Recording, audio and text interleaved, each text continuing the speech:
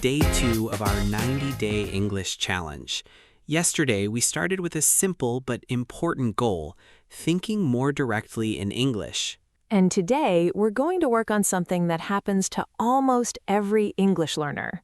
You get asked a question in English. And suddenly, your mind goes completely blank. Exactly. You know some English, but you don't know what to say. And then you say, I don't know. Or maybe you say, I don't understand. Sometimes those sentences are completely correct, but today we're going to learn how to keep the conversation going instead of ending it immediately. Because real conversations don't always give you perfect questions with easy answers. Sometimes you need a few seconds to think. Sometimes you don't understand the question. Sometimes you understand the question, but you don't know the vocabulary you need. And sometimes you're simply nervous. So today's challenge is simple. Don't give up too quickly. If you don't know the answer immediately, use English to give yourself time. For example, instead of saying, I don't know, you can say, let me think. Or, that's a good question. Or, I'm not sure, but I think. These expressions are extremely useful because they keep the conversation alive. Let's practice. Emma, what's your favorite food?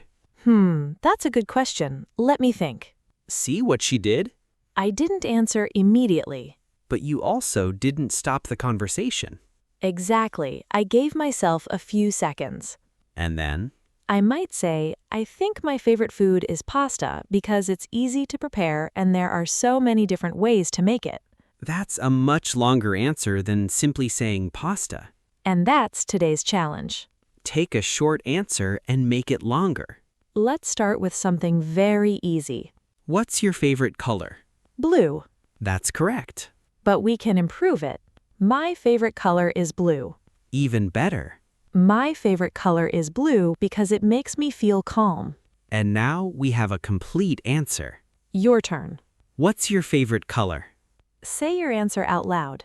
Don't just say one word. Use a complete sentence. Now add because. For example, my favorite color is green because I like nature. Good. Let's try another one. What do you do in your free time? Maybe your first answer is, I watch movies. Good. Now make it longer. I watch movies in my free time. Now add when. I usually watch movies in the evening. Now add a reason. I usually watch movies in the evening because they help me relax after a busy day. That's the technique. Short answer. Add information. Add a reason. Add an example. And suddenly you have a natural English answer. This is especially useful if you're preparing for an English interview, an English exam, or simply trying to become more comfortable in conversation. Because one-word answers don't give you much speaking practice. Exactly. Now let's talk about another common problem. Not understanding a question. Imagine someone asks you something and you only understand half of it. What do you do? A lot of learners immediately panic. They think, oh no, I don't understand. But there's no need to panic. You can simply ask the person to repeat the question. You can say, could you say that again, please? Or, could you repeat the question? Or even, sorry, I didn't catch that. These are natural English expressions. And you don't need to feel embarrassed about using them. Native speakers ask people to repeat things too. Exactly. Maybe someone is speaking too quickly. Maybe there is background noise. Maybe you weren't paying attention for a second. It happens to everyone. Let's practice a mini conversation. Okay. Emma, what are you planning to do this weekend? Sorry, could you repeat that? What are you planning to do this weekend? I'm planning to spend some time with my family. Great. Notice that I didn't say, I don't understand. Right. You used a useful expression to keep the conversation going. And that's exactly what we want you to practice today. Don't be afraid of asking for help. And don't be afraid to take a few seconds to think. Now we're going to make the challenge a little harder. I'm going to ask you questions, but you have to answer with at least 2 sentences. Question 1. What did you do yesterday? Take a few seconds. Think in English. Now answer. For example, yesterday I went to work. After work, I came home and watched a movie. That's 2 sentences. Now, question 2. What do you usually do in the morning? Maybe you say, I usually wake up at 7. Then I have breakfast and get ready for work. Simple, natural English. Question 3. What kind of music do you like? You could say, I like pop music. I usually listen to it when I'm driving. Question 4. What's something you want to learn? Maybe I want to learn how to cook better. I think cooking is an important life skill. And question 5. Why are you learning English? Maybe your answer is, I'm learning English because I want to communicate with more people. I also want to feel more confident when I travel. Excellent. Now, let's make something very clear. You don't need complicated vocabulary to sound good. You need clear ideas. You need useful sentence patterns. And you need practice. A simple sentence spoken confidently is often better than a complicated sentence that you can't finish. Exactly. So today, don't try to impress people with difficult words. Try to communicate your idea clearly. And if you forget a word, Describe it. if you don't understand a question, Ask for repetition. if you need time to think, Say, let me think. if you're not completely sure, Say, I'm not sure, but I think. these little expressions can completely change your conversations. And now we're going to use them in a longer conversation. This time, I'm going to ask Daniel some unexpected questions. Uh-oh. Don't worry, that's part of the challenge. Okay, I'm ready. Daniel, if you could live anywhere in the world for 1 year, where would you live? Wow, that's a difficult question. Let me think. Take your time. I think I would choose Spain because I've always wanted to experience the culture and the lifestyle there. Good answer. See, I didn't have the answer immediately. But you used English to think. Exactly. And that's what I want you to practice. Don't wait for your brain to create the perfect sentence. Start with what you know, Then build the sentence as you speak. because that's what real conversations require. You think, You speak, you adjust. and you continue. So here's your day 2 challenge. Today, whenever someone asks you a question in English, don't immediately say, I don't know. First try, let me think, Then give yourself a few seconds. and answer with at least 2 sentences. If you don't know a word, explain the idea another way. If you don't understand the question, ask them to repeat it. And if you make a mistake, keep talking. That's your challenge for day 2. And we're not finished yet because in the next part, we're going to make these questions much more difficult and turn them into a real speaking workout. And we're not finished yet, because now we're going to make these questions much more difficult and turn them into a real speaking workout. Exactly. This time, I don't want you to give short answers. I want you to explain your ideas. And remember, you don't need perfect English. You just need to keep going. Okay, Emma, give me a difficult question. All right, here's the first one. If you could change one thing about your daily routine, what would you change and why? Let me think about that. Good. Notice that Daniel didn't rush. I think I would change the time I wake up. I usually wake up quite early, but sometimes I don't get enough sleep. I would like to have a more consistent sleep schedule because I think it would give me more energy during the day. That's a strong answer. And I didn't use very complicated vocabulary. Exactly. You explained one idea, gave a reason, and added some detail. That's the structure we want you to practice. First, answer the question. Then explain why. Then add an example or another detail. Let's try another one.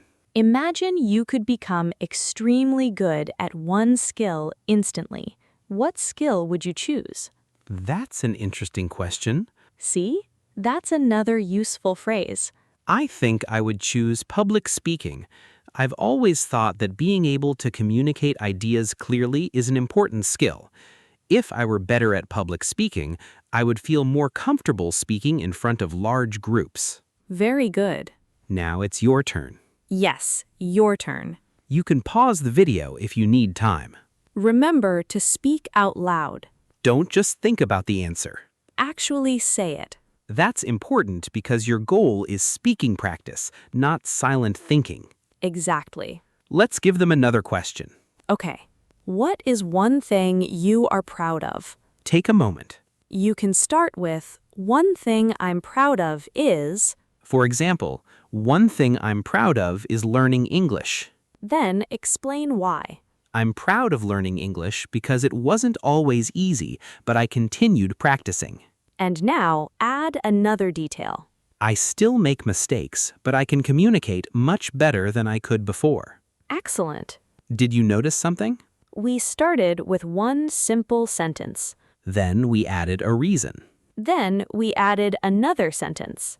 That's how you can turn a very short answer into a natural conversation. Now let's practice something even more useful, giving an opinion. Opinions are everywhere in real conversations, People ask, what do you think? and many learners answer with only one sentence. But you can use a simple structure. Start with, I think. Then give your reason with because. Then give an example with, for example. Let's try it. Emma, do you think people spend too much time on their phones? I think many people spend too much time on their phones because phones are now part of almost everything we do. Good. Then you try. Here's your question. Do you think social media is helpful or harmful? Start with I think. Then use because. And if you can, use for example. Take your time. You don't need a perfect answer. You just need to communicate your opinion. This is exactly how you build speaking confidence. Now let's talk about a problem that can make speaking difficult. Trying to translate every single sentence. Imagine someone asks you, "What did you do last weekend?" Instead of thinking about the answer in your first language, start with the simplest English idea. I went out. Good. Then I went out with my friends. Then, I went out with my friends on Saturday. Then we went to a small restaurant near the city center. And now you've created a complete answer without translating a long paragraph in your head. You built it piece by piece. That's much easier for your brain. And it's closer to how natural speaking works. Exactly. You don't need to know your entire sentence before you start speaking. You can build the sentence while you're talking. This is a very important skill. Now, we're going to practice another useful technique, buying time. Sometimes you know the answer, but you need a moment. So, what can you say? Let me think. That's an interesting question. I've never really thought about that. That's difficult to answer. I'm not completely sure, but... These phrases give your brain time. And they sound much more natural than staying completely silent. Let's practice. Daniel, what is the most important quality in a good friend? That's an interesting question. I think honesty is one of the most important qualities in a good friend because you need to be able to trust each other. Very natural. Now you. What is the most important quality in a good friend? Start with I think. Then explain why. And if you can, use for example. Maybe your answer is honesty. Maybe it's kindness. Maybe it's loyalty. There isn't one correct answer. This isn't a grammar test. It's a speaking workout. And that's an important difference. We're training you to express your own ideas. Now let's make the challenge more realistic. Imagine you're meeting someone for the first time. They ask you, "What do you do?" Don't just say your job. Give a little more information. For example, I work in marketing. I've been working in this field for 3 years, and I really enjoy the creative side of my job. That's much more conversational. Then the other person might ask, what do you like about it? And now you have another opportunity to speak. You could say, I like working with different people, and I enjoy solving problems. Then they might ask, "Would you like to change careers someday?" You could say, maybe, I've always been interested in technology, so I'd like to learn more about that. Look at how one simple question can become a whole conversation. That's what we're training today. Don't give answers that kill the conversation. Give answers that create another question. That's a powerful speaking habit. For example, instead of saying, I like traveling, say, I like traveling because I enjoy different cultures. Now the other person can ask, where have you traveled? And you can continue. I've been to, I really enjoyed, one place I'd like to visit is. And the conversation keeps moving. That's exactly what we want. Now let's do a rapid-fire challenge. I'm going to ask 5 questions. You have only a few seconds to begin each answer. Don't translate. Just start speaking. What is your favorite season? What do you usually do on weekends? What's one country you'd like to visit? What's something you're trying to improve? What's one thing that makes you happy? If you stopped the video after every question and answered out loud, that would already be excellent practice. But there's one more thing we need to work on. And it's probably one of the hardest parts of speaking English. Speaking when you don't know exactly what to say. Because real conversations are unpredictable. You can't prepare every question. You can't memorize every answer. So you need to learn how to think while speaking. And that's exactly what we're going to practice next. We're going to put everything together. Opinions, explanations, examples, follow-up questions, and natural expressions. And this time, I'm not going to give you the answer first. You're going to build it yourself. You're going to build it yourself. Okay, let's put everything together. Remember, there is no perfect answer. Your goal is to speak, explain your ideas, and keep the conversation moving. Here's your first situation. Imagine you're meeting a new person for the first time. They ask you, where are you from? Don't answer with only the name of your city or country. Try to add 1 or 2 details.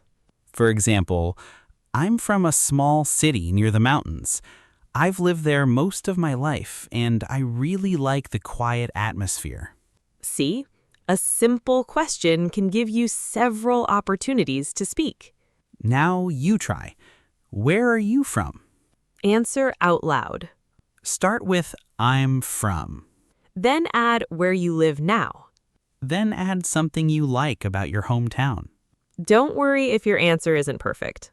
Just keep going. Now let's move to a more difficult question.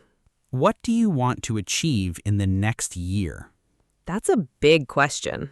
So use a simple structure. Start with one goal. Then explain why that goal is important. Then explain what you're doing to achieve it. For example, I want to improve my English because I want to communicate more confidently. I'm going to practice speaking every day. That's already a strong answer. Now make it more personal. Maybe you want to travel. Maybe you want a better job. Maybe you want to study abroad. Maybe you simply want to understand movies and conversations better. Whatever your reason is, say it in English. This is your challenge. Don't think about what a perfect English learner would say. Talk about real-life topics. Because real-life topics are easier to remember. And they give you useful vocabulary. Now let's practice giving an opinion when you aren't completely sure. Imagine someone asks, is it better to live in a big city or a small town? You don't need a perfect opinion. You can say, I'm not completely sure, but I think... Then continue. For me, a small town might be better because it's quieter. Then add a contrast. However, a big city has more opportunities for work and entertainment. Excellent. You just used an opinion, a reason, and a contrast. And you didn't need advanced grammar. Exactly. Now here's a useful speaking trick. When you don't know what to say next, ask yourself a simple question. For example, why? Or when? Where? How? Who? How often? Let's take the sentence, I like reading. Why do you like reading? Because it helps me relax. When do you read? I usually read before bed. What kind of books do you read?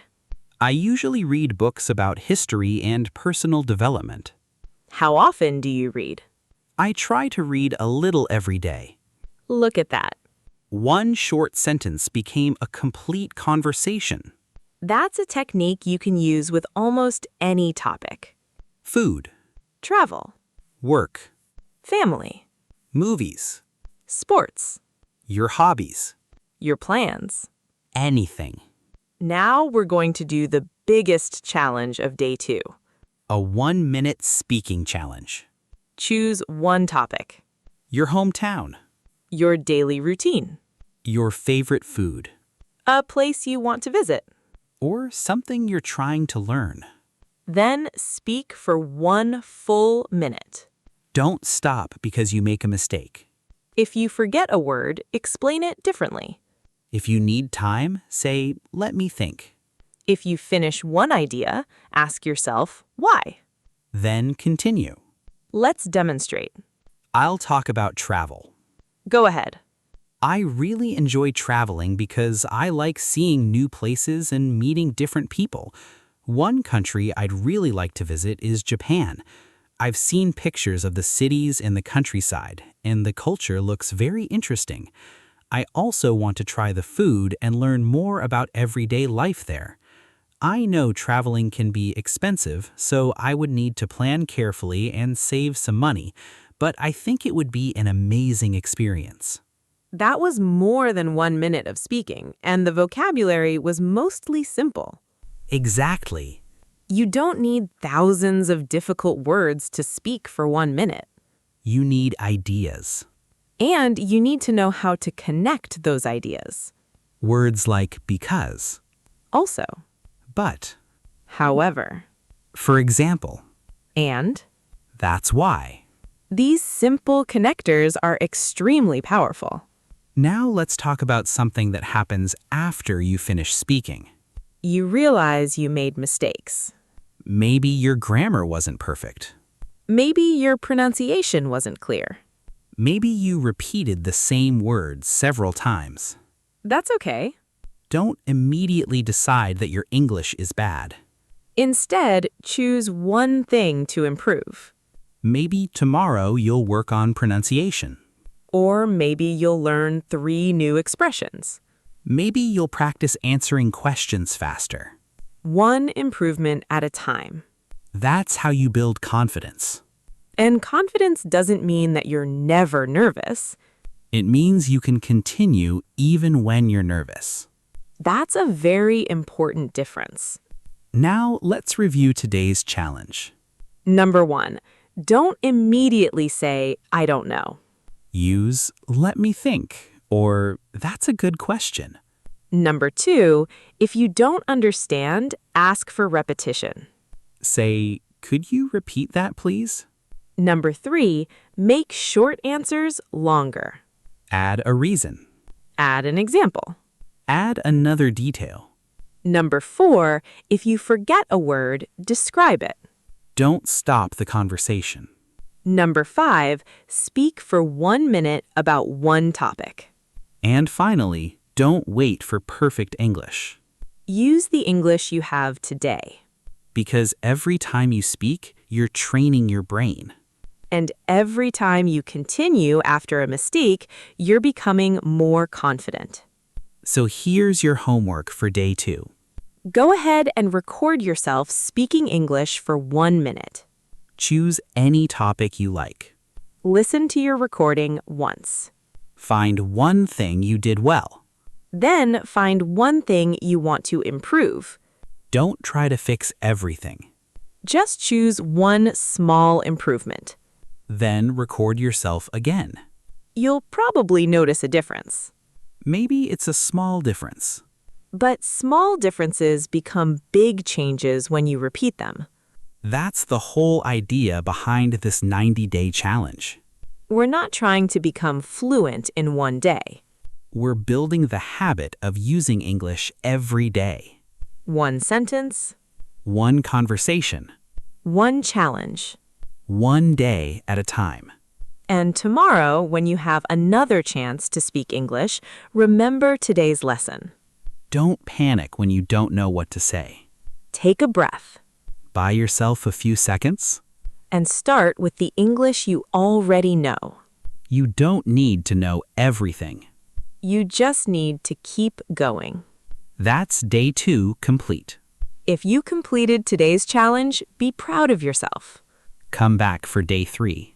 And remember, progress comes from consistency. Keep practicing. Keep speaking. And don't be afraid of mistakes. See you in day 3 of the 90-Day English Challenge. Keep going. You're doing better than you think.